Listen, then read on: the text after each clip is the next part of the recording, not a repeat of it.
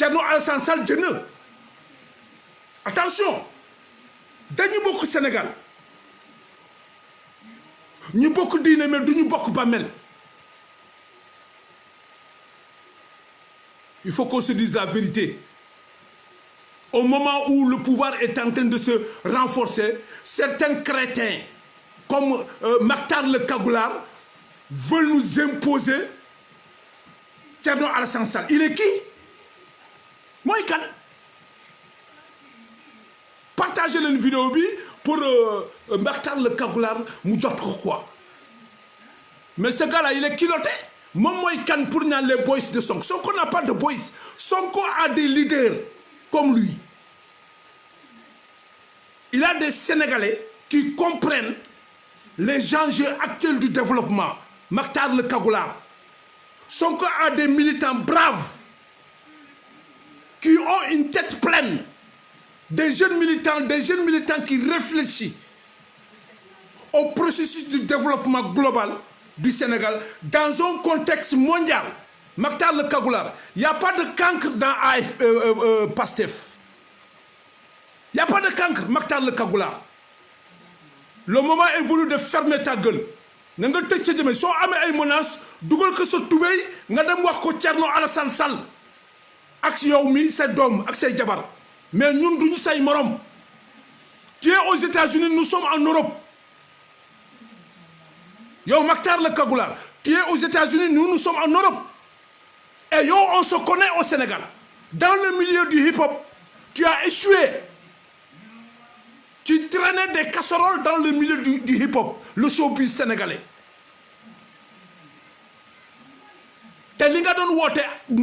Tu n'étais pas un homme.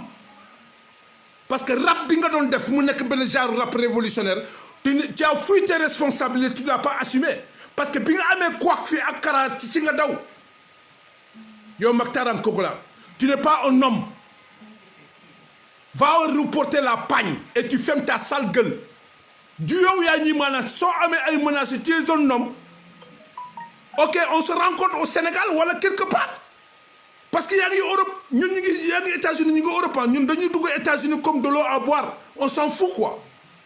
On est 2000 fois plus crédible que toi. Et puis un cancre comme toi, Makhtar le Kagoulard, un nulard comme toi, tu n'es pas suffisamment outillé pour mener des enquêtes, pour essayer de trouver des poux concernant Ousmane Sonko. S'il y a un leader aujourd'hui le plus crédible, le plus clean de la chaîne politique, c'est Ousmane Sonko.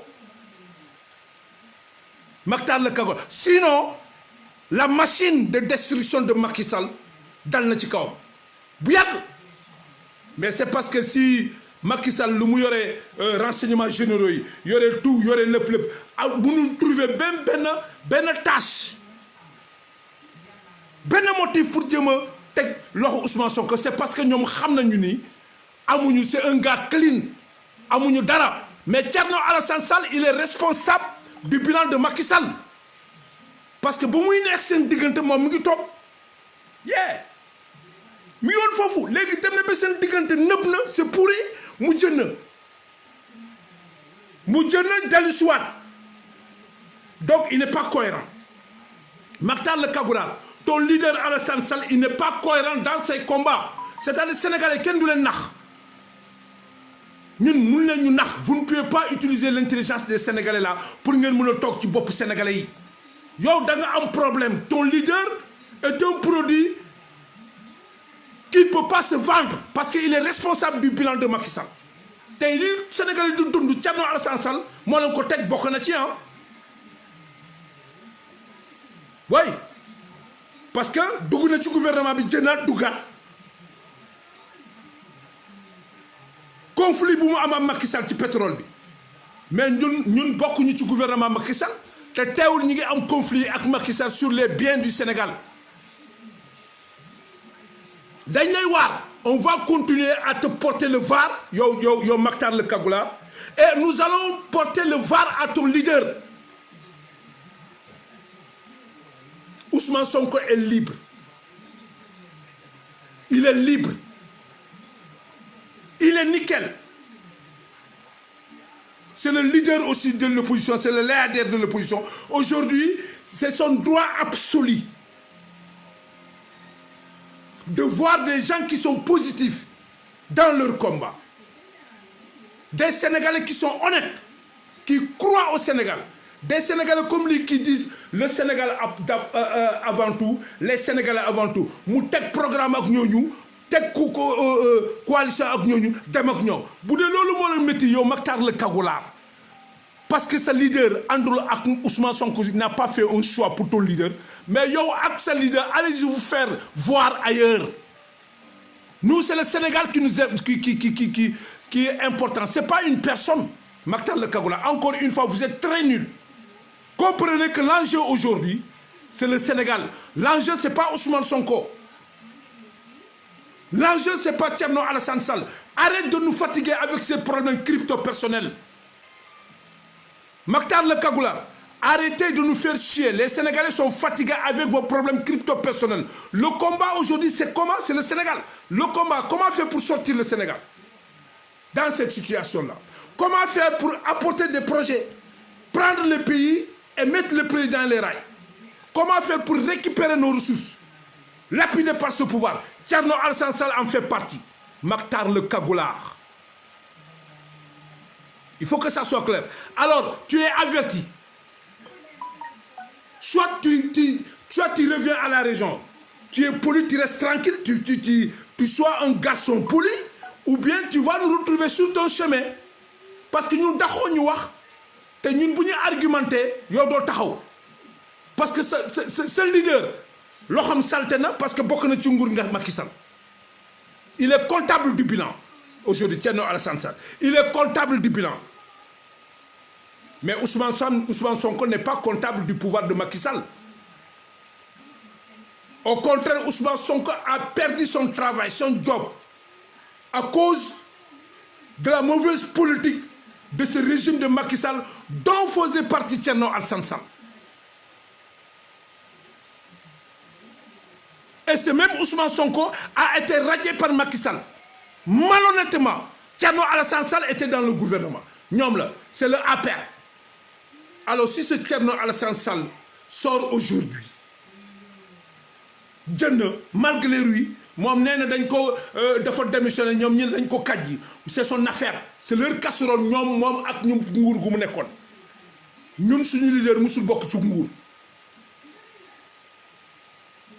Il est parti du néant,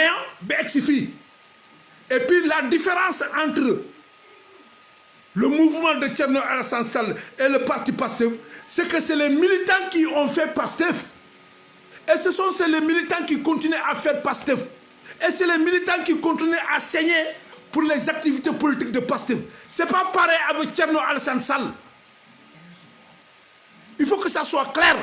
Mactar le Cagoulard, beaucoup de philosophie politique, beaucoup de doctrine. Il faut respecter les Sénégalais. Le moment de te rectifier est venu. Sinon, tu vas nous retrouver sur ton chemin. Parce que nous, ces genre de jeunes politiciens minables, mécréants comme Mactar le Cagoulard, fumier, qui ne dit jamais la vérité, on ne l'acceptera pas. Parce que le Sénégal n'est pas votre propriété. Mactar le Cagoulard. Le Sénégal n'appartient pas à Mactar le Cagoulard. Le Sénégal n'appartient pas à Thierno Alassane Sall. Thierno Alassane Sall, c'est une goutte d'eau dans l'océan. Et pourtant, il est responsable du bilan de Macky Sall. Il n'a pas d'argument. C'est le dernier à écrire sur un livre. Nous, on a parlé sur le pétrole. Nous, on a parlé sur beaucoup de choses. Il est comptable. Donc, Mactar le Cagoulard, encore une fois, sauf fait, dañ lay andi var. Dañ lay def var. Mu neex la mu naxar la dinañ la var. Te soo amee ay menaces yi ngay def dugal ko sa tubéy nga dem wax ko sa jabar ak sa leader Thierno Alassane Sall. Parce que ñun, PASTEF, nous sommes des combattants. Nous, du ñu reculer quoi. Même Thierno Alassane Sall est petit devant PASTEF. Ah oui, ñun dañuy weex xat xamul dañuy weex parce que dañuy xam lu ñuy wax dañuy maîtriser lu ñuy wax te dañuy am ay preuves ci lu ñuy wax te suñu leader du waxantu te ñun suñu programme bokkul ak seen programme Thierno Alassane Sall c'est un libéral doctrine nasaraan la yore foofu lañ ko nampatal ci doctrine nasaraan doctrine libérale ñun lu ñu yoree doctrine africaine la ñu yore sénégalais Pastef c'est du nouveau c'est ça le problème Mactar Kagoula bokkuñu philosophie politique bokkuñu projet de société politique bokkuñu programme de politique il faut être clair et il faut comprendre ce que c'est le système Mactar Kagoula le système c'est pas des hommes encore une fois une personne aussi peut être dans le système ba pare loxoom 7-8 mais tu es très nul quoi désolé mais tu as une grande gueule de baleine Mactar Kagoula partagez cette vidéo pour mu jënd moo xam ko moom Mactar Kagoula tu as une très grande gueule mais tu es un tonneau vide tu ne fais que crier et on te lance un défi Mactar Kagoula Pastef te lance un défi les militants les liveurs de Pastef les activistes de Pastef te lancent un défi si tu as des preuves contre Ousmane Sonko jëndee ko parce que tu es un menteur non pouvoir bi moo amul ay preuves à forte raison un larbin un doxadem comme yow Mactar un nulard comme toi yow Assane Diouf bi ngay waxal noonu mais Assane Diouf qu'est-ce que Assane Diouf a fait est-ce que c'est Pastef qui a envoyé Assane Diouf en prison non il faut être honnête nit da ngay jub ragal yàlla Mactar Kagoula xeexal Assane Diouf mais Assane Diouf ñu koy xeexal du yow ñun ñooy xeexal Assane Diouf bien vrai que Assane Diouf daf ñu attaqué mais ñun ñooy xeexal Assane Diouf xoolal ci réseaux sociaux yi ceux qui portent le combat dans les réseaux sociaux ce sont les activistes de Pastef et les militants et pourtant on a été attaqué par Assane Diouf jékki-jékki rek attaqué ko c'est pour cela c'est-à-dire ci nga xam nga loo xam il faut ngeen def attention du ñëpp la ñuy attaqué du ñëpp ñu ko jéemoon fii yëpp suux nañu ay journalistes ay gëlaar ay théoriciens ay xeetu ñëpp tous ceux qui sont attaqués à Ousmane Sonko ont coulé est-ce que da ngay dëgg Macky Sall di wax ba mu tudd Ousmane Sonko di ko attaqué mais ñi nekk APR ak ci pouvoir bi ñoom ñoo dof ils sont pas intelligents Mactar Kagoula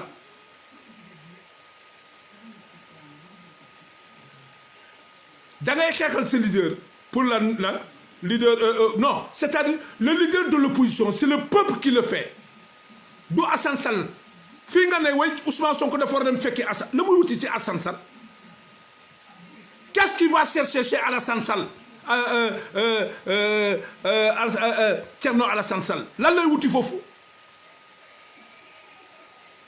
su amee kuy jàng c'est Thierno Alassane Sall qui doit étudier qui doit prendre chez Ousmane Sonko ci fànn yi nekk ci jikko ci taxawaay ci diine ci xam-xam ci doxalin Thierno Alassane Sall moo war a jàng loolu ci Ousmane mais du Ousmane moo war a jàng ci Thierno Alassane Sall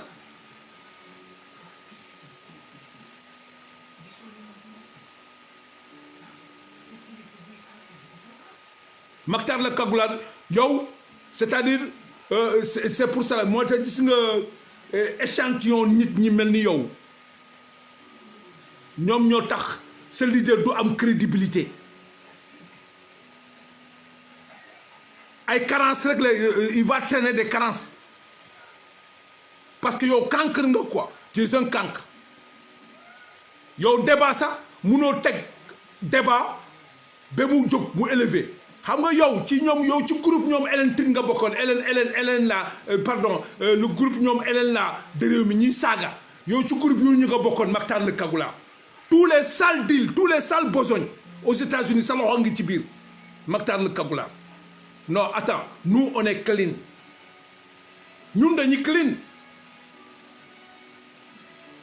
Et nous allons marcher tête haute dans ce pays. Parce que nous sommes fiers de ce que nous sommes. Et nous croyons à notre projet de société. C'est ça la vérité. Les gens sont amés li ngay wax. Ñun ñu ngi lay xaar sur le champ politique. Gis nga internet bi sa baay moomu ko Mactar Kagoula. Non. Thierno Alassane Sall moomul internet bi. Réseaux sociaux, c'est un outil de développement. On le prend pour travailler, pour poser des jalons dans le contexte du développement global, pour contribuer à améliorer les conditions de vie des populations à travers la politique, qui est l'art de faire la cité. Mais Mactar le Kagoula, désolé, tu es limité. Yow sa bopp bi yuuxu ak waxi kesew moo nekk sa biir bopp. Dañ lay vaar. Nous allons continuer à di la vaar. Yow. Te say menaces, on t'attend, hein? Si tu as des informations posant peut-être di nga mën a incriminer Ousmane Sonko. Jëndee ko quoi? Parce que dama xam ne tu es très nul et très limité. Très nul et très limité. Yow amuloo background boobu. Parce que tu es dans du faux. Aujourd'hui, le combat aujourd'hui pour le Sénégal, ce n'est pas un combat crypto-personnel. Mactar le Kagoula, tu es très nul. Le combat du Sénégal, le défi aujourd'hui, ce n'est pas un problème crypto-personnel. Le combat aujourd'hui, c'est le Sénégal. Le combat, c'est le vécu des Sénégalais. Le combat, c'est la souffrance des Sénégalais. Le combat, c'est comment récupérer notre Sénégal. Le combat, c'est pour essayer d'écarter la France sous nos biens. Et tout ça, la Thierno Alassane Sall est comptable. Mi ngi ci biir. Fokk muy leer. Alors, dire que Ousmane Sonko est allé s'aligner avec Khalifa Sall. Mais ça, c'est le choix. Thierno Alassane Sall, daw na dem dugg jot na. Mais jot na qui l'a mis en place? La coalition jot na. C'est Pastef qui a mis la coalition Jotna ci biir.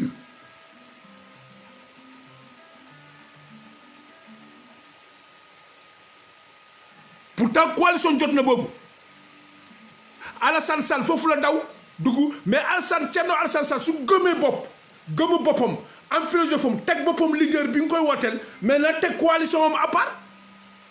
C'est ça un homme qui croit en lui, en eux. Si tu crois à tes projets, gëm nga sa bopp. Gëm nga sa xam Thierno Alassane Sall da ngay day beru mu créer coalition mais du dem fekk coalition bu ñi nga xam ne créé nañ ko depuis Matizalem et que Pastef moo nekkoon leader ci coalition boobu mu daw dugg foofu Pastef jënd na tey daw na laqu ci ginnaaw.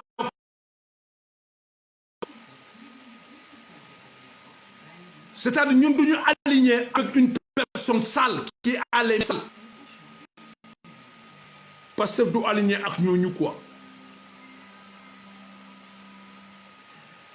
Et ton leader, il en fait partie. Parce que il était avec Macky Sall. Il est comptable du bilan de Macky Sall. Thierno Alassane Sall. Mactar le Kagoula. Ton leader est comptable du bilan actuel. Thierno Alassane Sall est comptable. Il est responsable de tout ce chaos. Mais yow mi wote non ci waaw loolu la quoi. Donc arrêtez Mactar, arrêtez de divertir les Sénégalais. La priorité c'est Sall.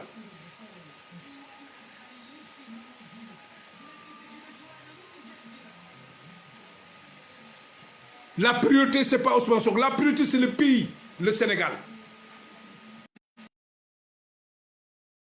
La priorité c'est la souffrance des Sénégalais. Mais Mactar le Kagoulard, la priorité c'est le vécu des Sénégalais, les jeunes. Xale yi ñu ngi dee ci géej gi, xale yi amuñu liggéey, amuñu añ. Ñu ngi nii andi coronavirus bi, ñu ngi andi vaccin pour piqûre Sénégalais yi. Xeex bi foofu la Mactar le Kagoulard. xeex bi du Thierno Alassane Sall. Thierno Alassane Sall il représente rien dans ce pays, il pèse rien. Il faut que mon Maktar Kagoula, mais s'il vous plaît, partagez le live là pour Maktar le Kagoula Moudjotko. Mohamed, il a des hommes courageux devant lui.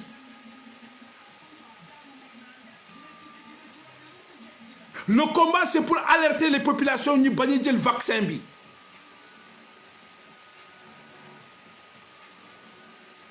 Mais le combat, c'est contre la mauvaise politique de ce pouvoir qui est là pendant 8 ans, qui a mis ce pays en genoux et qui nous ont tous retirés. Le Sénégal est devenu aujourd'hui une vache à lait. Maktar le Kagoula.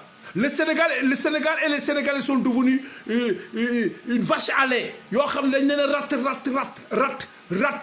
ba mu jeex tak te ñu ko rat Thierno Alassane Sall ci la bokk parce que bokk na ci nguur Macky Sall. Ah oui. Il est partant, il est comptable du bilan de Macky Sall.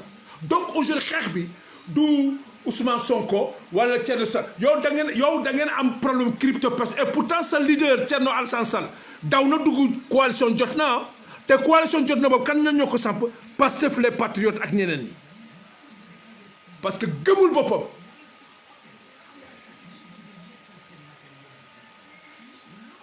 Gëmul boppam. Alors on te lance un défi Maktar le Kagoula, nous te lançons un défi. demal nga jëli xam da nga am say demal def say investigation fu ne mais nag li ma ci jaaxal doo am benn succès parce que tu es un cancre te doo fi andi lépp loo xam ne dëgg la doo ko fi andi parce que fen rek ngay andi. C'est comme la façon dont tu continues à faire là. Tu cries pour zéro, tu ouvres ta grande gueule de baleine et tu parles pour ne rien dire parce que tu es un tonneau vide. Et vous faites trop de confusion. Le combat aujourd'hui, ce n'est pas la personne. Non, le combat, c'est le Sénégal. Le combat, c'est le vécu des Sénégalais. Le combat, moi, naka lañuy nangu suñu pétrole bi ci loxo tubaab bi. Le combat, naka lañuy nangu suñu port ci loxo tubaab bi. Le combat, naka lañuy nangu suñu autoroute ci loxo tubaab bi. Le port, le combat, naka lañuy nangu suñu fer Falémé. Le combat, naka lañuy nangu suñu Sonatel. Le combat, naka lañuy nangu suñu géej gi nga xam ne pouvoir bi Macky Sall jaay na ko. Te boobu ñoom Thierno Alassane Sall, ton leader, il est comptable du bilan.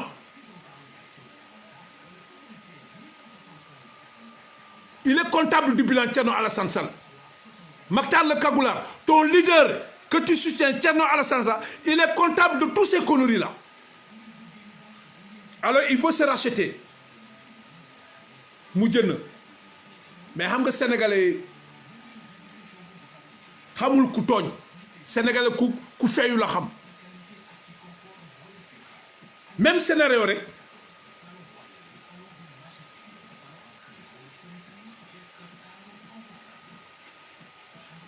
Alors c'est pour te dire que tranquillisez-vous. Ousmane est là. Ousmane Sonko est là. Pastef est là. Et nous allons continuer à vous déranger. Maktar le Kagoula. Des gens comme toi là. Ousmane Sonko est là. Pastef est là. La doctrine de Pastef est là.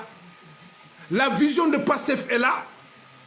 Les responsables de Pastef sont là. Le projet politique de Pastef est là. Et nous allons continuer à vous déranger. Parce que vous n'êtes pas compétents. Nous allons vous déranger parce que vous n'arrivez pas à la hauteur. Vous n'êtes pas à la hauteur. Mais nous allons vous déranger parce que pourquoi? Parce que le projet de Pastef est porté par les Sénégalais. C'est le seul parti boo xam ne militants yi ñoo jël seen xaalis di ko dugal muy dem.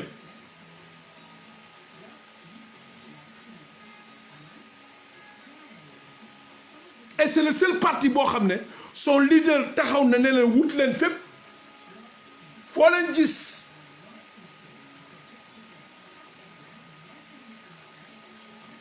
fi ñu ne Ousmane Sonko dafa détourné wala dañ ko wala dafa corrompre feneen wala dafa def jël alalu Sénégal wala fukki dërëm ngeen tëj ma sama diir dund Ousmane Sonko les gens là c'est un défi ça fait 6 ans 7 ans léegi de cela ba léegi ils sont dans l'impossibilité, ils ne sont pas capables de sortir ben erreur bu ndaw ben jalgati bu ndaw ci alalu sénégalais yi. Donc le compte rendu, c'est pas à Ousmane de rendre compte, c'est Thierno Alassane Sall de rendre compte aux Sénégalais parce qu'il est comptable du bilan de Macky Sall. Ce leader yo Mactar le Kagoula. Et nous allons lancer le défi, demain nous out quoi. Et puis désormais, takal se toubé. Parce que nous avons fait sur les réseaux sociaux quoi. Nous la saga, mais bon rek ni jeun. Marquage à la culotte. Parce que nous avons suffisamment de programmes, d'arguments, yo Mactar le Kagoular, pour te défier et pour t'abattre. Nous avons suffisamment de programmes, Mactar le Kagoular, et suffisamment d'arguments pour te combattre et pour t'abattre. Yo Mactar le Kagoular, yo Axel leader. Parce que, pourquoi? Parce que ce leader, il est comptable de tous les conneries là. Les Sénégalais du Thierno Alassane Sall est responsable. Il en fait partie du gouvernement de Macky Sall.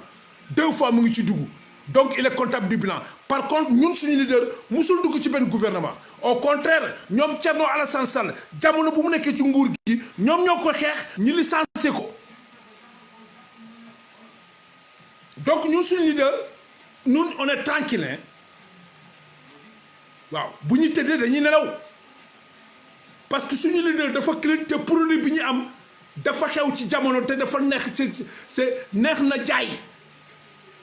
Par rapport à ce produit Thierno Alassane Sall, il est comptable de ce bilan. Nous, ce produit aujourd'hui, notre leader, c'est facile à vendre. Boudon marketing, le marketing, parce que c'est une demande sociale. Pastef est devenu aujourd'hui une demande sociale. Pastef est devenu aujourd'hui une priorité. Ousmane, c'est une demande sociale. Ousmane, c'est une priorité pour les Sénégalais. C'est quelqu'un qui a su ramener des gens qui ont tourné le dos à la politique parce qu'ils ne croient plus à ces politiciens. Mais gannaaw yàlla ki yonent bi moom moo tax ay nit ñi mel ni man ak ñeneen dellu soit ci champ politique bi ànd ak moom du ko soutenir mais jël suñu xaalis du ko ci dugal bàkkuma merde Mactar. T'as rien compris? Figura puta bàkkuma merde Mactar. Tu n'as rien compris? Ce sont les Sénégalais qui ont fait Ousmane. Ce sont les Sénégalais qui ont fait Pastef. Tête de con. Réfléchis quand même.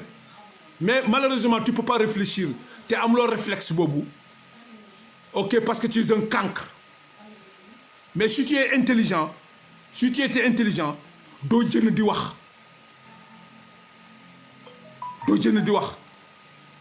te reconnaît le droit de soutenir qui tu veux. Mais quand même, accepte pour nous le droit de soutenir qui on veut. Ousmane Sonko est nickel, comme dit Kaolé. Propre. Très nickel. Amul lenen, amul tache. Ousmane Sonko amul tache. Amul ben tache bu mu def. Il est propre, nickel. Ken mënu ko tilimal. Non. Parce que dafi deful lu tax ñukoy tilimal. Au contraire, moi jël cravation de les chefailles. Motax ngeen di tak da ngeen di jëfur yeen ñep. Vous allez tous parloter. Tout le monde. Ceux qui sont contre vont parloter. Gis nañ fi ay patrons de presse ñi jënd fi des mercenaires de la plume et du micro. Ils ont échoué minablement et lamentablement. Jaajëf Baye Fall. Ils ont échoué minablement et lamentablement. Parce que c'est ça le Sénégal, des gens corrompus. Des patrons de presse corrompus, des organes de presse vendus, des mythomanes et des pyromanes. Mais toute leur action-là n'a pas permis de barrer le chemin à Ousmane. Aujourd'hui, il pèse 15% de l'électorat sénégalais. Combien pèse Thierno Alassane Sall? Combien il pèse? Et Ousmane Sonko pèse plus de 15%. Parce que Macky Sall en question, il sait que les élections là, il a volé. C'est Ousmane qui les a battus. Lui et Idrissa Seck. Xam nañ ko. Mactar le Kagoular. Dinañ le var parce que da ngay fen. Dinañ le var parce que mensonge nga dinañ la voir parce que yow leader bi nga am il est comptable du bilan de Macky Sall c'est Thierno Alassane Sall que mu neex la mu naxar la moom sa leader bi ngay soutenir nii di bëgg ko raxas pour mu set ñun sénégalais ñuy noppi parce que dañoo jàpp ni c'est le même combat que nous devons porter mais on a compris que nous avons en face des cancres comme toi yow Mactar le Kagoular qui n'ont rien compris des enjeux actuels qui se croient tout permis.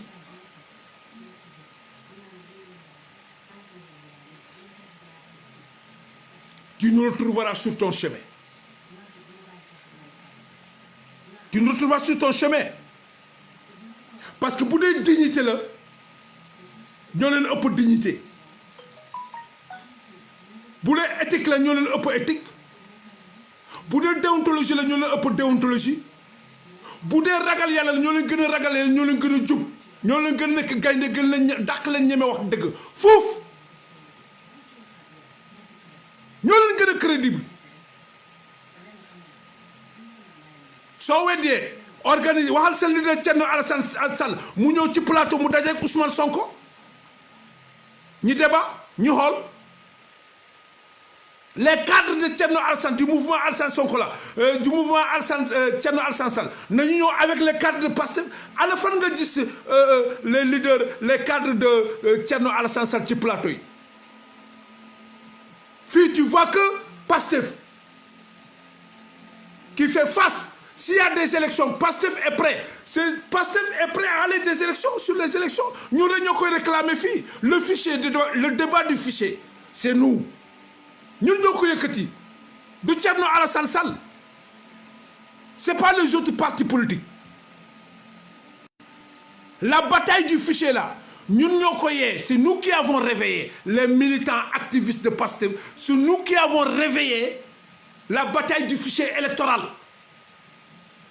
à travers ma carte ma voix ma carte mon fichier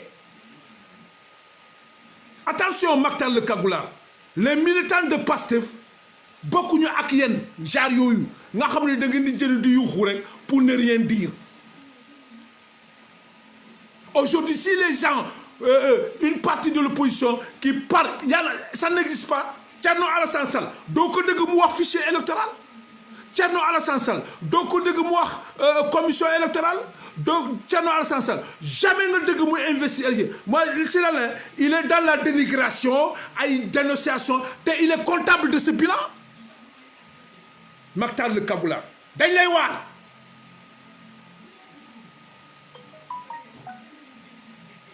dañ lay waar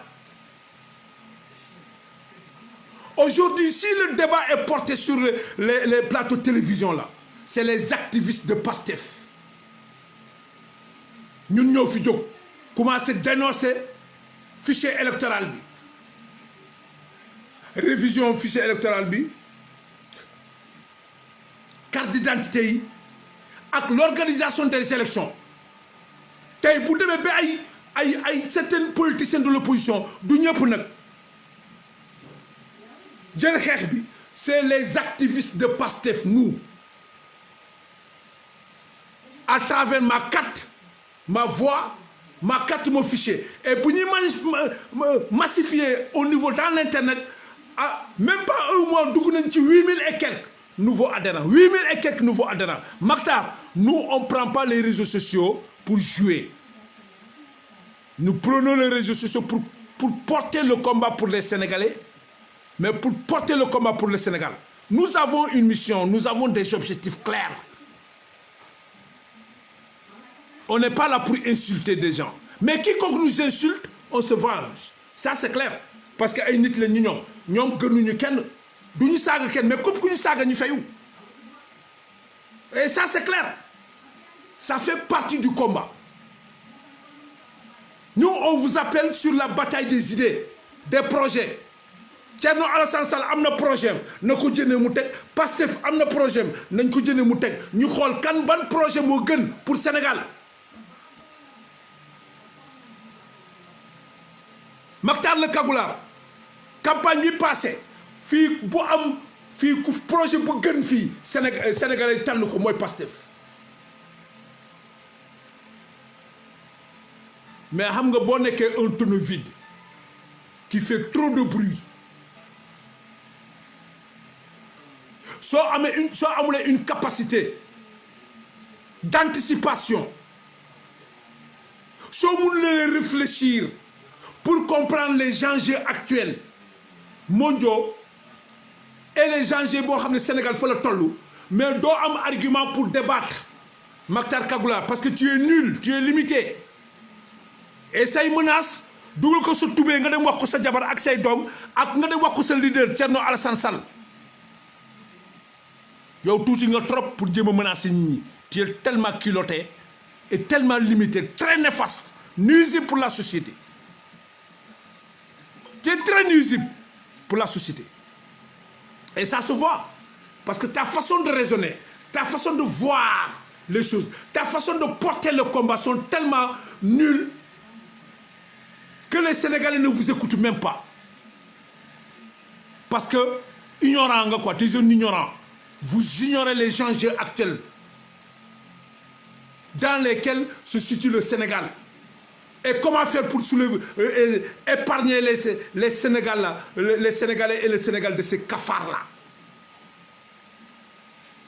mais Alassane Sall ton leader il est comptable du bilan de Macky Sall loolu rek ça suffit hein c'est un argument de taille pour lui lancer un défi qu'il s'explique maintenant c'est libre mu bëgg a langaamu ci pétrole bi daan way dama dem pour ñu signer ma contrat yi kërën ma bañ te il a signé d'autres contrats Thierno Alassane Sall pourquoi il veut toujours poser cet argument de pétrole mais il y a d'autres contrats que Thierno Alassane Sall a signé pourquoi il ne se focalise pas sur ça pour dire aux Sénégalais pourquoi il veut se focaliser sur le pétrole et pourtant Ousmane Sonko a parlé sur le pétrole et il a écrit sur le pétrole il a écrit sur d'autres secteurs sur la gestion de nos ressources sans être ministre. Nous avons beaucoup d'arguments pour parler. Il faut être poli. Mactar la Kagoula nit da ngay ànd ak yar ak teggin xam sa bopp gën ñu wax la ki nga doon sinon soo ko xamul ñu wax la sa boppam yaa ngi bëgg a ëppal trop c'est trop il faut nga respecter Sénégalais yi xeex bi tey du xeexu Thierno Alassane Sall du xeexu Ousmane Sonko du xeexu Khalifa Sall du xeexu kenn xeexu Sénégalais la xeexu Sénégalais la il faut faire beaucoup attention bul andi amalgame soo xamulee tëjal sa jëmiñ si tu comprends rien ferme ta gueule et tu te casses point barre si tu es limité tu te casses disparaisse mais vous croyez qu'on va vous laisser polluer comme ça les réseaux sociaux là Thierno Alassane Sall Thierno mais qui est Thierno Alassane Sall au fait combien il pèse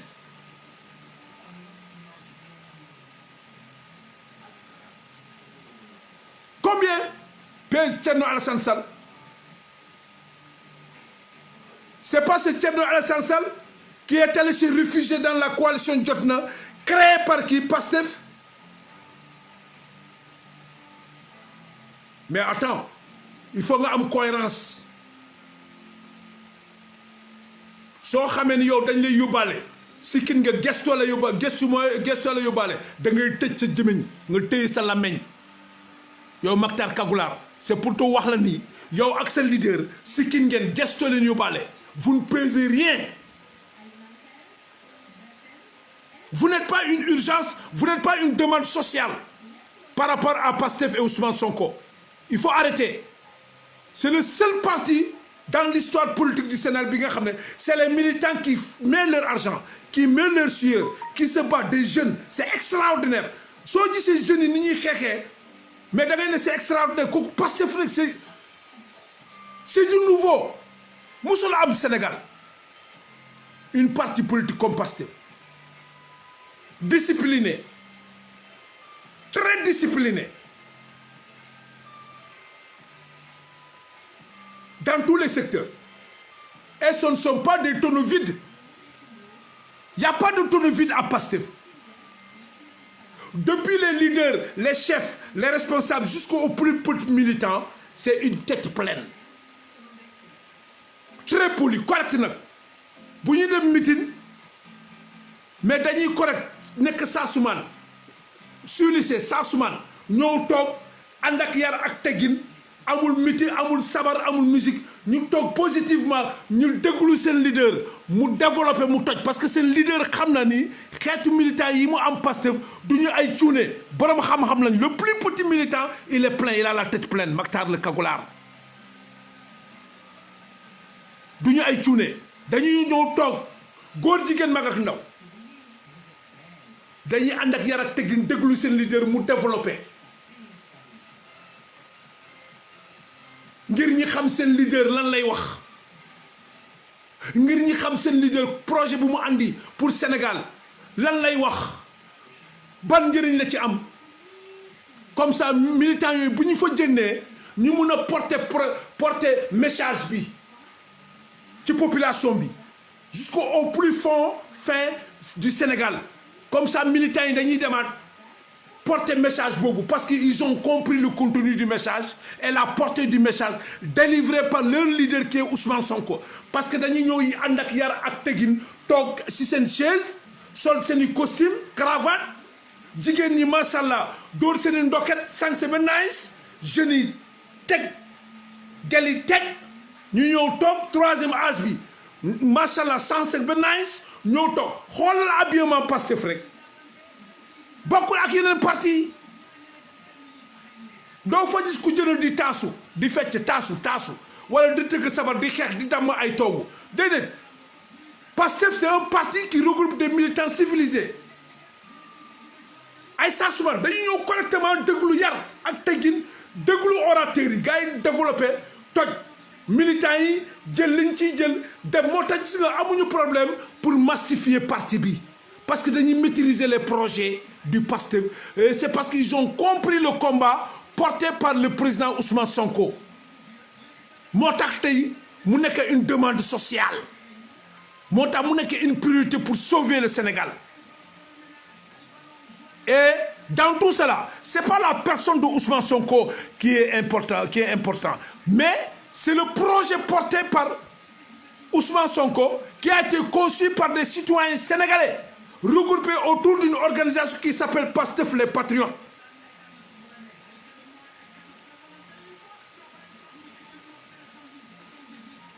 Mactar le Kagulaar amul cuune Pastef de même le plus petit militant c'est une tête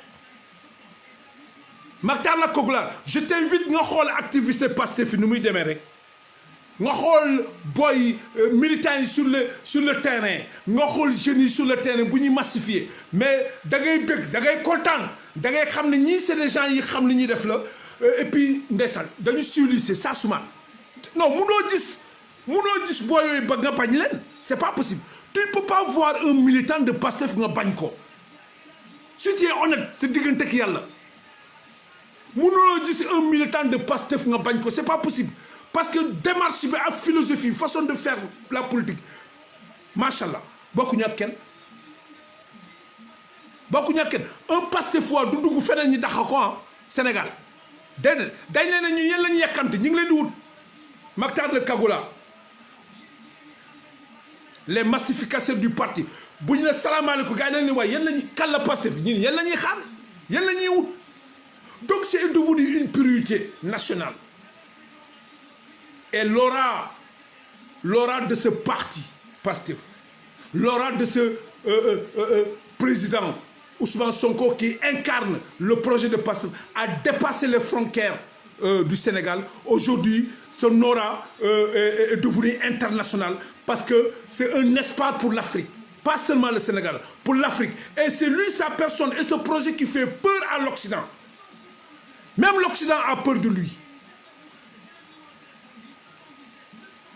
C'est pas parce qu'il a peur de lui, parce que non, intellectuellement, Bob il a fait. Parce que du jàkkaarloo ak tubaab mu sëgg Ousmane Sonko du jàkkaarloo ak tubaab mu sëgg et il a le courage de porter les projets, ses idées. Non seulement il a le courage de porter ses idées, mais il a le courage d'affronter l'Occident, le blanc. Dans son contexte, dans leurs arguments, mu dugg seen biir mu démonter leen. Aujourd'hui tey ñoom ñooy daw ci plateau yi les plus grandes chaînes là sur le plan international Mactar le Cagoulard les plus grandes chaînes sur le plan international ils sont pressés d'avoir Ousmane Sonko sur le plateau parce que philosophie bu mu andi moo lañ moo jaaxal nasaraan bi philosophie boobu la ragal combat boobu la ragal te combat boobu la Ousmane Sonko porté mooy combat ban le combat de Cheikh Anta Diop le combat de qui Mamadou Dia le combat de qui Cheikh Amadou Bamba le combat de qui Mame Maodo Malick le combat de qui Samori Touré le combat de qui Mame Limamou Laye le combat de qui Mamadou Lamine Dramé le combat de qui Baye Niass c'est le combat de qui de l'Africain pur sang qui veut libérer son peuple et qui a le courage de défier l'Occident France xam na ni bés bu Ousmane toogee rek tout l'Occident xam nañ ko bés bu toogee seen caaye takk Mactar le Cagoulard parce que c'est quelqu'un qui assume ses responsabilités et il fait pas de courbette devant le blanc attends bu dee dignité ak honneur courage ñoo leen ko ëpp toi tu es malade va te faire soigner Mactar le Cagoulard et les Sénégalais ne vous écouteront pas parce que vous êtes très nul sur le plan professionnel vous n'avez pas d'argument vous êtes très limité parce que toog sa ginnaaw oto boobu du xotteeku dans une ignorance totale des enjeux actuels mondiaux mais c'est grave sooy argumenté sax dañ lay xool ni ñu ne non kii il est nul il est néfaste le combat aujourd'hui c'est comment libérer le peuple sénégalais le combat c'est comment libérer le Sénégal le combat c'est comment contribuer avec les autres leaders africains pour libérer l'Afrique le combat c'est pour jël suñu lu ñu moom le combat c'est pour siggil der bu ñuul taxawaay projet boobu la Ousmane Sonko am ak Pastef et le combat c'est un ensemble de leaders c'est un ensemble de leaders mais yow Mactar Cagoulard tuune nga parce que jànguwuloo jonguwuloo tu es très limité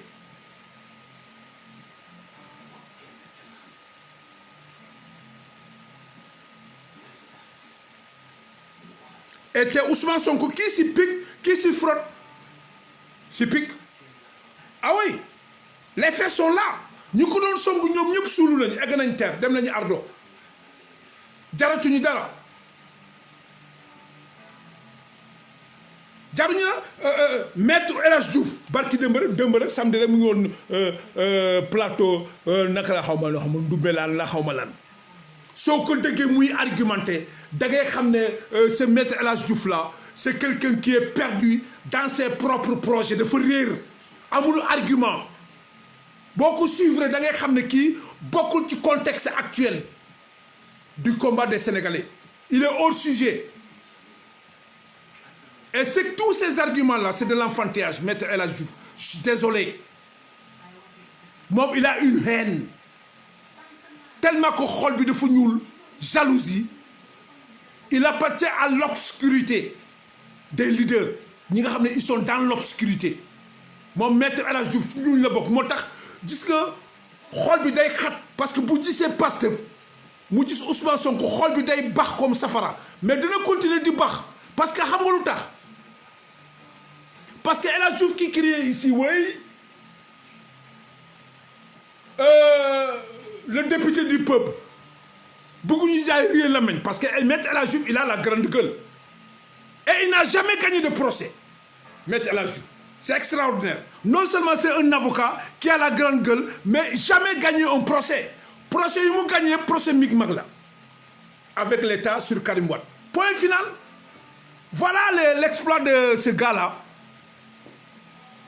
qui passe tout ce temps di tag ci ay plateau de télévision di jéem a naan day jébaane Ousmane Sonko mais moom xam na ni amul suffisamment de bagage intellectuel pour mun a jàkkaarloo ak Ousmane Sonko ci argument parce que Ousmane Sonko du nawlem maître El Hadj Diouf il a ce problème là c'est-à-dire c'est un malade dafa feebar quoi tellement que haine bu mu am moo tax ba mu jur feebar ci bopp bi moo tax je me demande pourquoi certaines télévisions là di leen invité di ko invité peut-être ces journalistes aussi là ils réfléchissent pas wala dañuy am crise quoi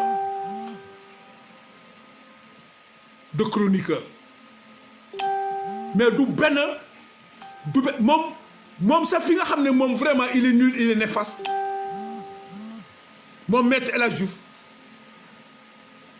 c'est-à-dire nit da ngay am jom nit da ngay am jom nekk gor deret gor daw sa yaram da nga koy dégg fi mu yuuxu Macky Sall c'est mon ami këran petit taralala tarala te mi ngi nii Macky Sall dund ko xoolu ko tey xoolu ko bëccëg c'est-à-dire défaite yooyu yëpp dañ koy isolé défaite yooyu yëpp boo ko cumulé nga ñëw ci plateau télévision doo am li ngay wax et te ay leader de l'opposition mais ñun soxlawuñu leader de l'opposition on n'est pas demandeur parce que c'est pas une priorité pour les Sénégalais Ousmane Sonko lu mu wax dëgg la ak waa Pastef lan mooy leader de l'opposition chef de l'opposition c'est quoi qu'est-ce que ça peut amener aux Sénégalais lan ba Maître El Hadji Diouf di ci jéem a argumenté mais c'est pas une priorité Sénégalais li leen soxal du ay chef de l'opposition après jox ko ay milliards fii 2 milliards kër ci xaalis Sénégalais yi nga xam ne ñu ngi sonn ils sont en train de souffrir donc pour wax la rek xeetu politicien ay nit yoo xam ne moom la ñu am réew la meñ toog foofu ci plateau yi quoi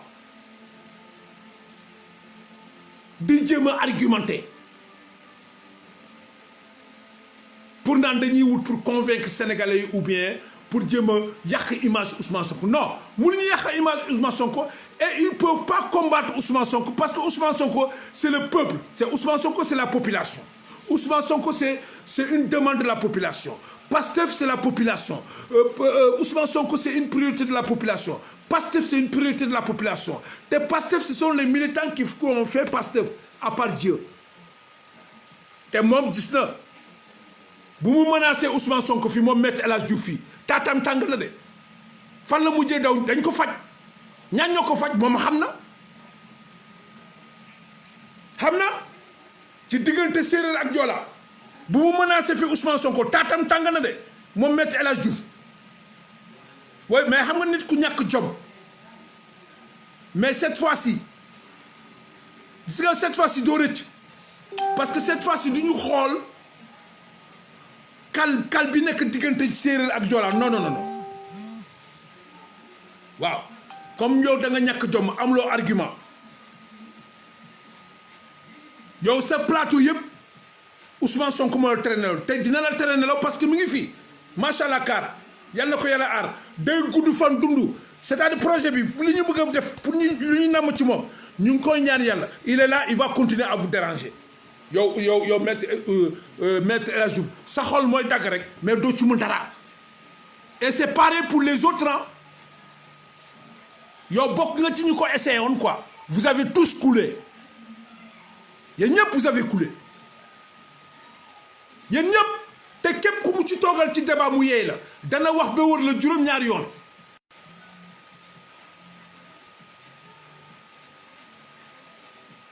c'est clair que ça soit un journaliste que ça soit un avocat ou bien un débatteur et sur le plan économique dans tous les secteurs foo leen ko woo débat mu ñëw mu yëkkati devis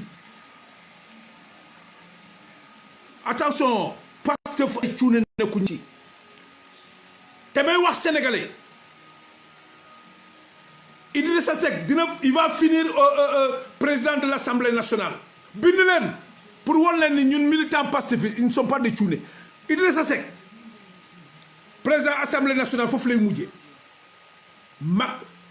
Moustapha Niass la gommé dañ koy dégommé Moustapha Niass y a un deal dans un deal Macky Sall parewul de ak Idrissa Seck sénégalais nañu ubbi seen xel seen bët ñu xool ñu bàyyi attention nañ dem fi bépp bi ci jamono ngeen xool Moustapha Niass dañ koy kàjji waa AFP nañu pare tekk seen bagage ils vont le coup dañ koy coup jaune mu jógee foofu Idrissa Seck lañ fay nommé parce que Macky Sall a compris que le troisième mandat là ça sera très compliqué très compliqué. Parce qu'il a compris que le Sénégal n'est pas la Côte d'Ivoire, n'est pas la Guinée-Conakry. xam na ko bu baax. Il va quitter le pouvoir. Il risque de partir moom Macky Sall. Sa stratégie mooy Idrissa Seck. pour sénégalais ñi xam loolu bind leen ko deal boobu bokk na ci. en cas d'indisponibilité Idrissa Seck ñëw jóg jël continuer égali organiser élection yi jalgati élection yi mu toog mais ils nous retrouveront sur leur chemin. dama ne fii Pastef nga kan ne ko fi innocent ne ko fi Mactar le Cagoulard bindal li ma la wax.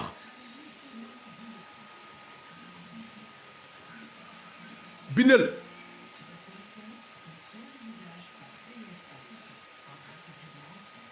ñun suñu bopp day tëgg di ñun dañ on réfléchit. Le plus petit militant de Pastef il est réfléchi macha allah. xool leen booy nu ñuy réagir rek ci réseaux sociaux yi xoolal nu ñuy tegee débat yi ci réseaux sociaux yi te du ñu daw xeex ñun ay xeex la ñu de ay xeexkat la ñu moom. nous sommes des vrais combattants des bagarreurs. Macky Sall na takkaat tubéyam Idrissa Seck na takkaat tubéyam Benno Bokk Yaakaar attachez vos ceintures parce que vous avez un combat. On va revenir en force de. Ah oui, oui, oui, oui, oui. Parce que la guerre se prépare en temps de paix. Nous, on a compris ça.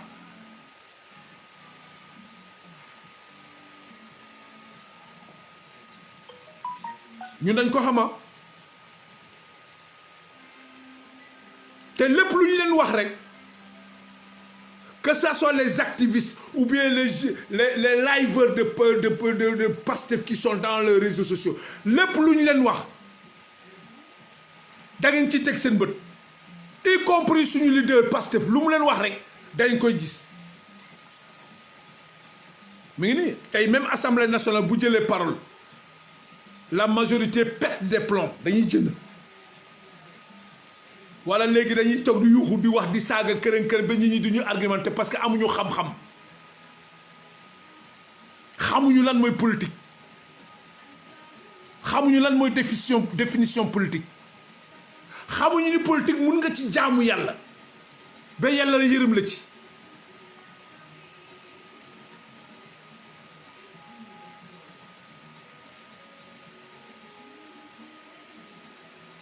laaj naa la ko yow Mame Moussa Ousmane laaj naa la ci lan moo seen yoon mooy ñiy jóg di fen di bëgg a créer ay fen comme les Mactar et Cagoulard là ñoom la ñuy tontu alors su fekkee yow da nga gis sa bopp ci waxtaan bi kon yow tu es dedans attache tes ceintures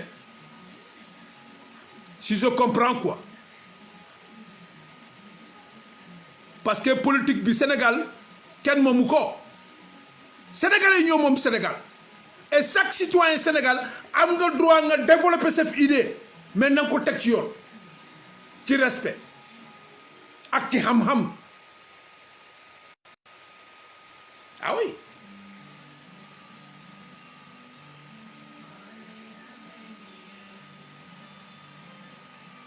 parce que temps yi dañuy teggi suñu tànk tuuti ci réseaux sociaux yi ñi gis ay golo di jóg commencé di cëppi-cëppi alors fini la récréation. Terminé.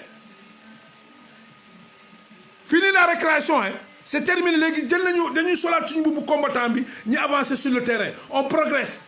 Nous sommes des combattants, des fantassins de Pastef sur le terrain. Il faut que Mactar le Cagoulard le comprenne.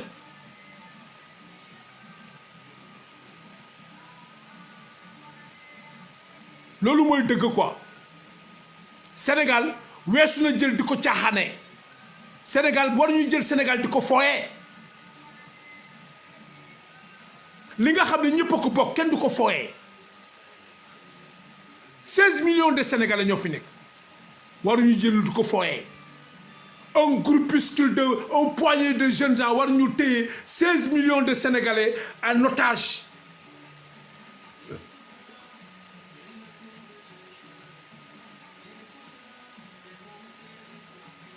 Et ces poignées de gens-là ont échoué pendant 8 ans.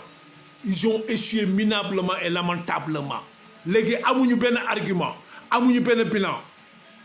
Mais aussi, ils ont peur du mouvement. Le mouvement, moi, exodus pour Marley du Wéré. L'exodus que chante Marley.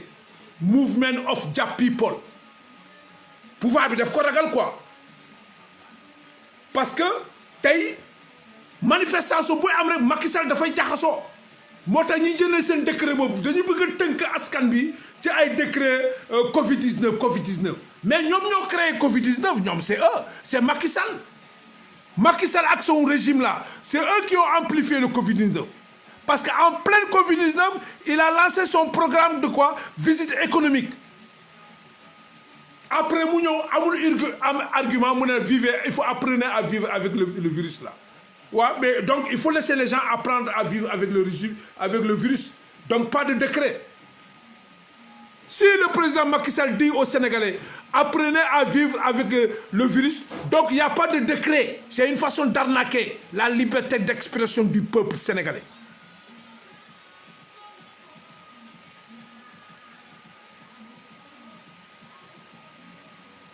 Lola, moi il y a des décrets des décrets injustes, malhonnêtes, interdiction de regroupement, interdiction de manifestation, dans un contexte bi nga xamné une partie du Sénégalais c'est des chrétiens ñom ñi ngi mëna célébrer ces religions.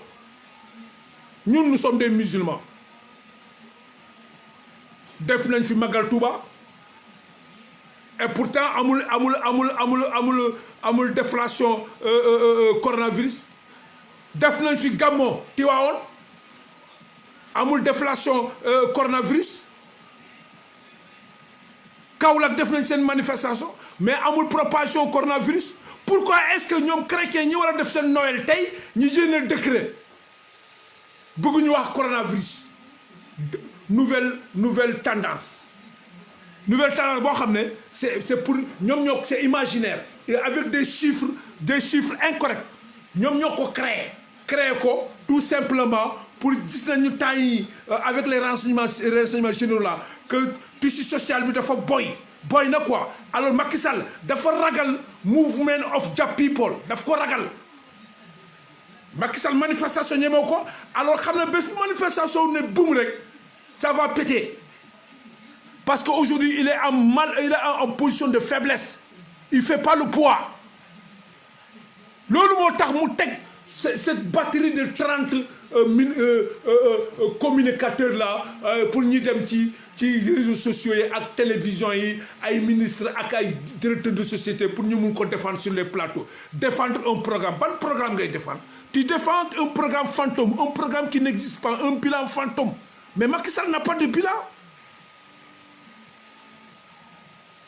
Loolu moo tax mu dem di wut ay ñooñu ñëpp pour ñëw taxawu ko way pour ngeen dem wax ci plateau yi lan la man Macky Sall lan laa réalisé ak sama régime non soxlaw soo liggéeyee sa diggante ak yàlla aqulaay taala nga xam ne liggéey nga Sénégalais gis nañ seen bopp seen liggéey soxlawul sax même benn nit mu dem ci plateau pour jéem a wax ak Sénégalais li sa bilan ne non c'est parce que c'est un aveu d'échec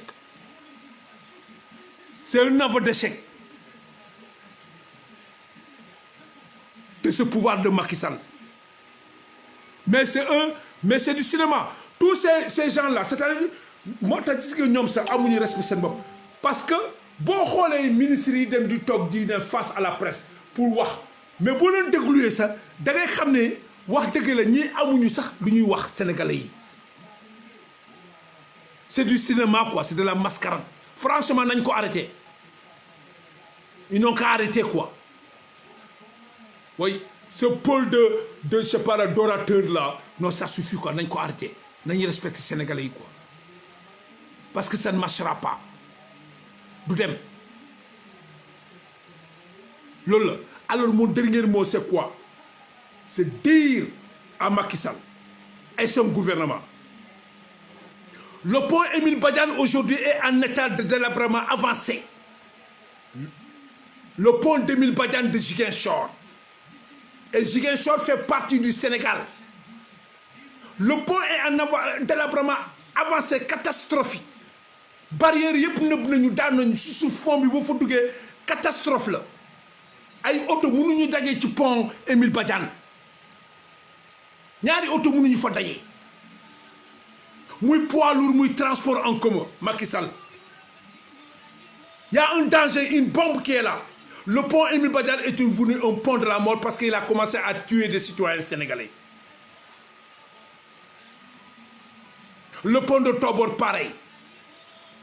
Mais la route, qui est une route internationale de la CEDEAO, est pourrie.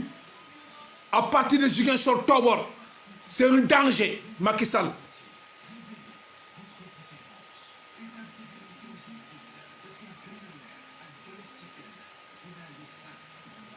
Le pont de Diouloulou, c'est une bombe en état de délabrement. Boobu tamit barrage yëpp lâché na.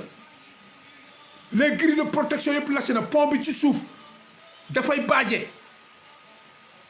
Le pont de Diouloulou, le pont de Bayla. Loolu yëpp ñu ngi ci la CEDEAO la.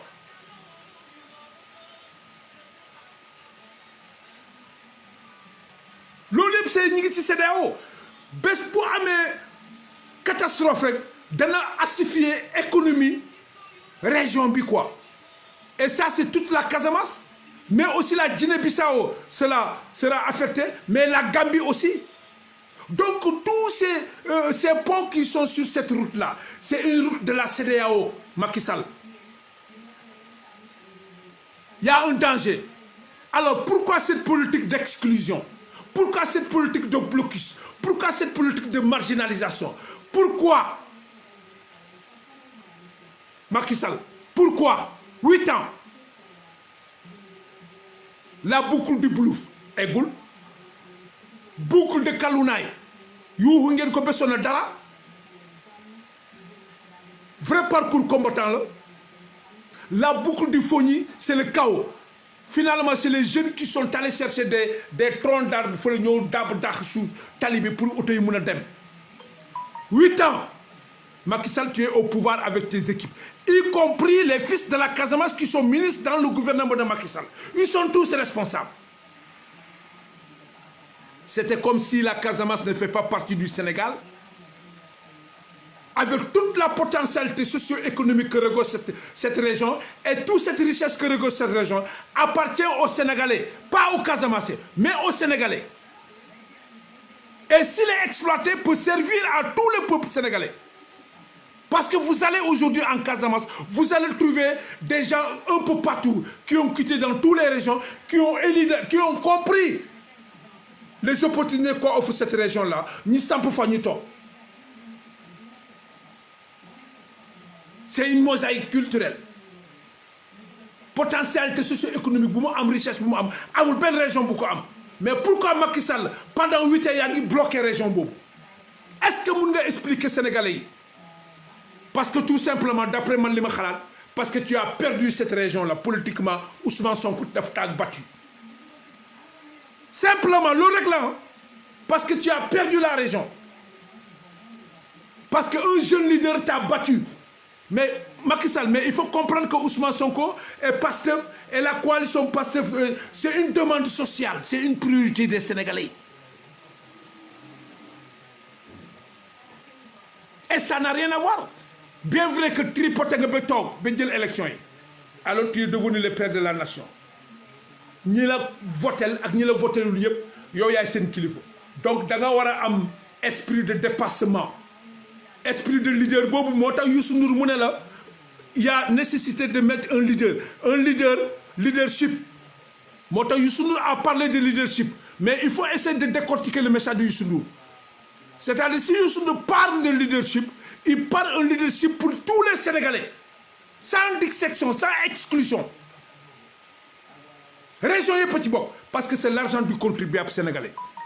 Vous êtes un employé du peuple sénégalais, en commençant par Macky Sall, jusqu'au plus petit fonctionnaire. Vous êtes des employés du peuple sénégalais, vous êtes payés par les Sénégalais, l'argent du contribuable sénégalais. Le peuple vous a tout donné. Mais en revanche, qu'est-ce que vous avez donné à la population? Est-ce Est-ce que finalement vous comprenez la définition de la politique? Vous comprenez ça? Qu'est-ce que c'est la politique? Pour vous, la politique, c'est des crocs de jambes, des combines, des migmags, des négociations pendant 15 mois. Tu souffres, des deals sur le dos des Sénégalais. C'est ça pour vous la politique? Non. Pour nous, la politique, c'est l'art de faire la cité. La politique, c'est construire la cité. La politique, c'est construire le pays. La politique, c'est élaborer des projets pour contribuer à l'amélioration des conditions de vie des populations. Makhtar le Kagoula, est-ce que tu as entendu comment raisonnent les militants de PASTEF? Voilà les militants de PASTEF. Le plus petit militant que nous sommes. Makhtar le Kagoula, dès que c'est un raisonnement, mingini. Mais la politique, ce n'est pas la haine. La politique, ce n'est pas utiliser la justice contre les adversaires politiques. La politique, ce n'est pas utiliser la police, la gendarmerie, la DIC contre les citoyens. La politique, ce n'est pas celui qui ne va pas, qui ne pousse pas tes projets, il n'est pas contre toi, je vais l'écraser. Ce n'est pas ça la politique. La politique, c'est l'art de faire la cité. Construire le pays. Améliorer les conditions de vie des populations. Amortir la souffrance, anticiper sur la souffrance des populations et le vécu du pays, mais faire développer le pays. Avec tout ce que le Sénégal regorge comme richesse. Pétrole, gaz, zircon, fer, tourisme, agriculture, solaire, toutes ces richesses-là pouvaient servir à faire booster le développement du Sénégal. À cette heure-là, si on avait des leaders responsables, des dirigeants responsables, le Sénégalais n'a pas besoin de quitter pour aller à l'aventure. Ben xalé di dé ci géej gi ba ay xalé ñi tay di len def ay prisonniers Libye dem rek ma ngi xol ben vidéo ma gis ñu fay torturer Sénégalais yi jigen une femme Libye jigen ñi teddal ko ci ban yoré chicotte bo xamné gennu nag lañ ko défaré ñi doot ndaw si di yu rek africain bi du yu rek Libye.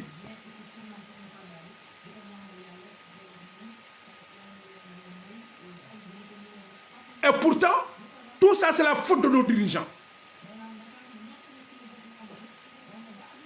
Et vous dites que personne n'en parle. Pourquoi? C'est notre argent. Donc, le danger qui guette les ponts là, qui sont sur les routes de la CEDEAO là, le moment est venu à Macky Sall avec son gouvernement. Mais les représentants de Macky Sall qui sont dans la région naturelle de la Casamance, le moment est venu de se réveiller. Réveillez-vous. On ne vous a pas trouvé chez vous pour vous dire que venez, on va faire de vous des députés, des ministres, des maires. Non, c'est vous qui êtes venus vers la population. Donnez-nous, on va faire le pays. Donnez-nous, on va faire la région. Donnez-nous, on va faire la commune. Vous devez porter vos responsabilités. Si vous n'êtes pas compétent, foutez le camp. Il y a des citoyens qui sont prêts pour faire ce pays.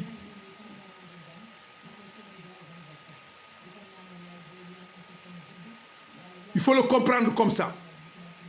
Mais on ne peut pas habiter dans un pays où un gouvernement qui fait la politique de Kumba Amdei, Kumba Amundei.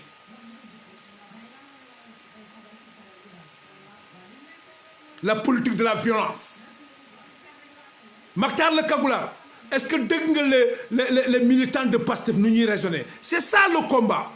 Mais ce n'est pas Thierno Alassane Sall, la personne de Thierno Alassane Sall ou bien la personne de Ousmane Sonko. Non, tu es en retard. Le combat, ce n'est pas un combat crypto-personnel. Makhtar le Kagoula, le combat, c'est le Sénégal. Le combat, c'est le vécu des Sénégalais. Et tu as le culot de dire que tu menaces les gens. Yow kan ngay menacer? Yow sa jabar sa mëno ko menacer? Yow sa jabar sa bu la waxee dugal ci suuf lal bi Makhtar le Kagoula ci suuf lal bi ngay duggu. Attention, tu fais partie des hommes yi nga xamné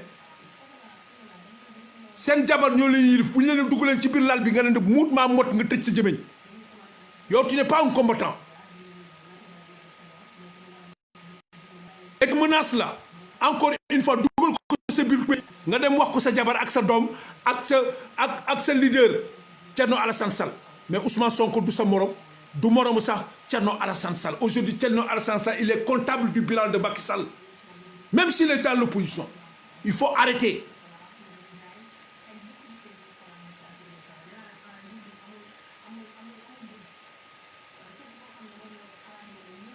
Tu as le droit de choisir ton leader. Mais ce qui t'a permis d'avoir le droit de choisir Thierno Alassane Sall comme ton leader, c'est ces mêmes choses, mêmes facteurs qui nous a donné le droit de faire un choix sur un autre leader, sur la personne de Ousmane Sonko et un parti et un programme et une philosophie, comment dirais-je là, une doctrine purement sénégalais et africain. Mactar le Kagoula, tu fermes ta gueule. Yo do dara, tu n'es rien. Do fok, man mala ko wax man, do dara. Waaw, te ñi ngi lay xaar, on te lance un défi. Combat bi dina tardé trop. Muy yow muy keneen ah. La bataille sera rude, duñ leen may dara. Rien. Tu es aux États-Unis, nous sommes en Europe. C'est facile de se rencontrer. Duñ leen may dara. Mais pouvoir bi la ñu mayul dara muy na à privilégier un facteur comme toi, Mactar, un facteur qui comprend rien, un ignorant qui comprend rien. Nga bëgg positionner quelqu'un qui nga xam ne il a les mains sales, il faisait partie du gouvernement de Macky Sall, il est responsable, il est comptable du bilan de Macky Sall.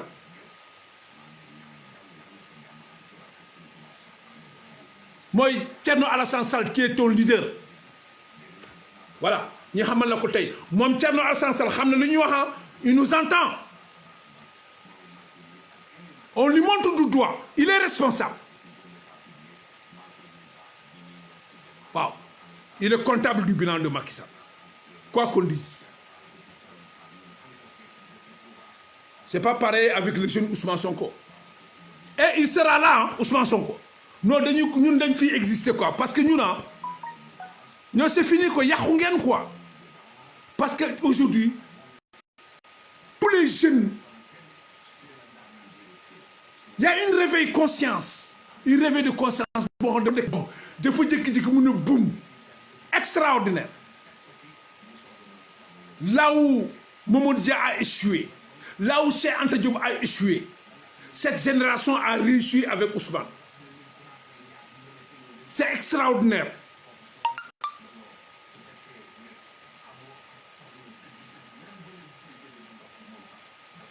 Voilà, nous arrivons à la fin de notre émission imprévue. Parce que je me dis que Mactar le Kagoula mu jënd ak ay menaces ganaar ay menaces mbóot ñun baygoon dañ lay pomper gis nga Pastef baygoon lañu gis nga dosé mbóot mënul saf baygoon dañ koy pomper cas mu disparaître yéen vous êtes des cafards Mactar le Kagoula yéen vous êtes des cafards ñun baygoon lañ dañ lay pomper Pastef dañ lay pomper France nga dem ñun ku toog ci ñuy nag da ngay disparaître parce que dañ lay pomper ah doo exister dañ lay noyer ñun ragaluñu économistes yi ragaluñu les grands débatteurs on n'a pas peur de personne waaw loolu la am li ma lay wax yow Mactar le Kagoula tey yow yaa ma tax a jënd quoi waaw yaa ma tax jënd et je te donne rendez-vous partagez ça ngeen def ko voir Mactar le Kagoula mu dëgg ko bon son leader Thierno Alassane Sall mu dëgg ko et man ma ne Thierno Alassane Sall il est comptable du bilan de Macky Sall il en fait partie mais Ousmane Sonko n'est comptable de rien musul bokk ci benn gouvernement musul gérer benn alalu sénégalais yi au contraire il a perdu son job à cause du Sénégal à cause des Sénégalais et il a mis beaucoup d'argent dans les caisses de l'État des milliards Ousmane Sonko lu mu fa dugal Thierno Alassane Sall dugalu ko ci lu mu fa dugal Macky Sall dugalu ko ci voilà c'est comme ça loolu la ñuy wax patriote voilà si lui il est là un grand cireur de bottes là c'est son affaire ñun nos têtes ne sont pas vides te lu ñuy wax dafa xama dañoo xam lu bëre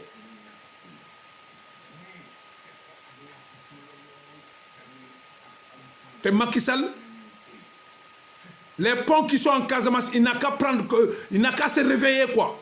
Et les politiciens de la Casamance, là, les Aminata Assome Diatta, Benoît Sambou, Moussa Baldé, Abdoulaye Bibou Baldé, Abdoulaye Baldé Ziguinchor, Moustapha Diop Diatta, Aminata Assome Diatta, Aminata Angélique Mbanga,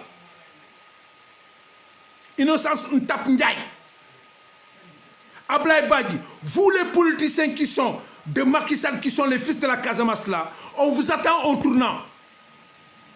Vous ne valez rien. Absolument rien. Rien. C'est une honte. Vous êtes là que pour vos propres intérêts. Mais vous n'êtes pas là pour faire la cité, pour se battre pour le peuple qui vous a donné tout ça, à part Dieu. Vous avez abandonné ce peuple-là. Et vous nous revenez avec des formations de merde. Mais ces formations-là, qu'est-ce que ça va rapporter à la jeunesse? Commerce électronique. La Casamance n'en a pas besoin, Aminata Assome Diatta. Ce n'est pas une priorité. Parce qu'il n'y a pas de produit qu'on ne peut pas trouver en Casamance, qu'on peut vendre sur Internet. Il n'y en a pas. Tout ce que tu veux, tu peux le trouver en Casamance. Et c'est facile à trouver. On n'a pas besoin d'une commerce vitriel en Casamance, former les jeunes là. Non, mais attends, Aminata Assome Diatta, la priorité, c'est pas ça. La priorité, c'est les ponts. La priorité, c'est les hôpitaux. La priorité, c'est les routes. Mais la priorité, c'est l'industrialisation de la Casamance. La priorité, c'est le combat pour retirer, supprimer le barrage d'Afignam qui a bousillé tous nos sols. Aminata Assome Diatta, vous tous qui sont des politiques de Macky Sall. Le combat aujourd'hui, c'est ce barrage d'Afignam qui a détruit nos sols dans le département de Bignona et dans le département de Ziguinchor, parce que vous allez jusqu'à aussi, c'est pareil. Et je n'arrête pas de lancer un défi à l'État du Sénégal pour nous enlever le projet là. Parce que nous sommes informés, très bien vaccinés, que le projet, le barrage d'Afignam est fait sciemment pour piller les sols. Et c'est Robert Sagnan, qui était à l'époque ministre de l'Agriculture, sous la magistrature d'Abdou Diouf. Ils sont là, ils sont vivants. Il faut les interpeller sur l'utilité de ce barrage-là. Pourquoi ce barrage? Au moment où on n'a pas besoin de barrage, au moment où il y a une abondance extraordinaire, l'écosystème était bien, on produisait du riz, on n'avait pas de problème. De Afignam jusqu'à Djibidione, c'est 100% vert, il y avait de l'eau un peu partout. Pourquoi on nous met ce barrage-là? Robert Sagnan est là, interpellé Robert Sagnan. Abdou Diouf est vivant.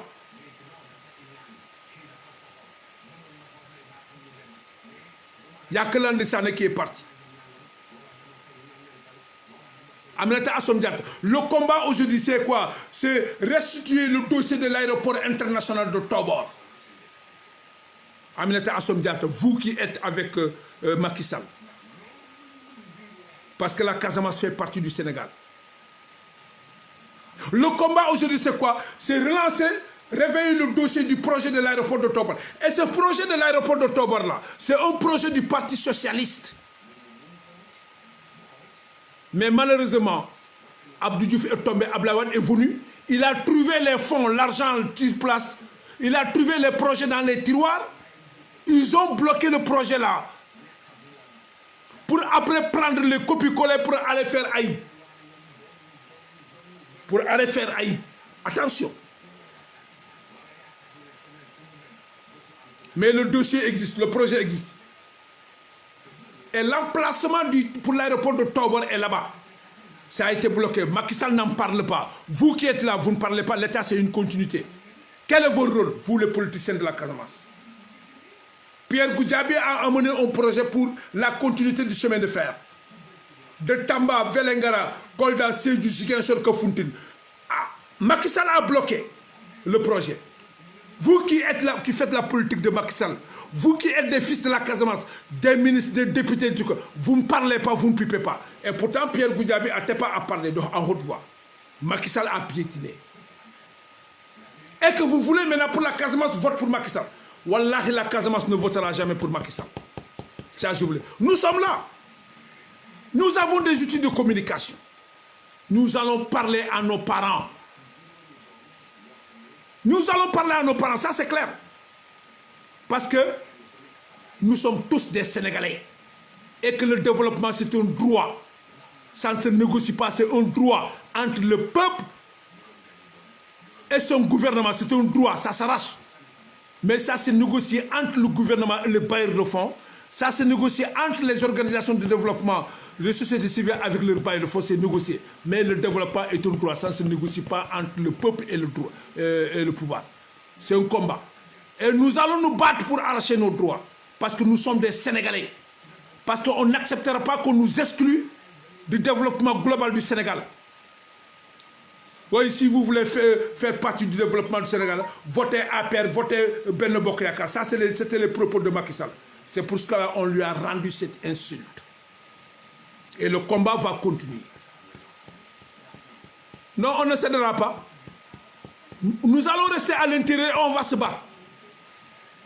Voilà. Donc, voilà le message que je voudrais porter à ces gens-là. Ñi leen di sant di leen gërëm di leen jox dig daje ci fan yi di wax Mactar le Kagulaar ñun ñu ngi koy xaar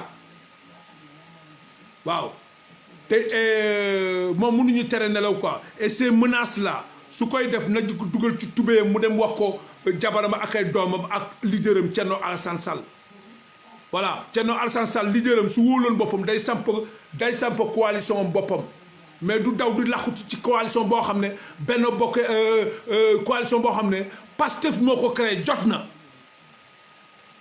wala yoo xam loolu Mactar sa leader mu ngi daw di laxu ci coalition boobu te coalition boobu kan moo ko créé Ousmane Sonko bi moo ko créé ak ñu mu àndal tuddee ko jot na tey sa leader bi ngay jéem a méngale ak Ousmane Sonko di jéem a attaqué naan way kër Ousmane Sonko am na ay mbóot yow amuloo benn mbóot mënoo trouver mbóot xanaa nga jëlee sa mbóotu jabar ak sa mbóotu yow mais gouvernement Macky Sall amul sa benn mbóotu bu mu mun a jëndee Ousmane Sonko mënuñu ko dara tous tafas amul lenn lu ñuy jëlee teg ci kawam donc wax boobu wax ku daanu si kaw saret la mais li ñu lay xamal mooy combat bi ñu ngi fi dañ lay waar nous allons continuer à te waar te fii booy Sonko amu fi c'est des militants engagés pour le Sénégal pour l'intérêt des Sénégalais ñoo fi nekk te dinañ fi yàgg nag te du ñu fekk fii à bon entendeur salut ñu ngi sant ñëpp di leen gërëm di leen jox seen wàccuwaay di leen wax merci di leen jox di daje benn yoon ok c'était votre émission alerte waaw Dabakh Malick waaw di ñaanal sénégalais yëpp maladie feebar yëpp yàlla may leen wér gu yaram gudd fan ñi nga xam ne nee nañu soi-disant Covid moo leen téye yàlla may leen wér waaye sénégalais encore une fois moytu leen ci vaccin bi bu leen nangu kenn vacciné leen bu leen nangu kenn vacciné leen parce que même Macron suivre naa ko démb fii ba démb fi ci débat bi Macron dafa daw il a fui les responsabilités Macron ne cautionne pas le vaccin là kon yéen sénégalais bu leen jël vaccin bi ngir yàlla ak yonent bi bu dee bugg ngeen gudd fan bugg ngeen seen wér-gu-yaram ne prenez pas le vaccin là bàyyi leen Macky Sall mu vacciner boppam vacciner njabootam ministre yi ànd ak Macky Sall ñu vacciner seen bopp ñu vacciner seen njaboot ñoom docteurs yi bëgg a cautionner vaccin bi nañu vacciner seen bopp vacciner seen njaboot mais ak scan bi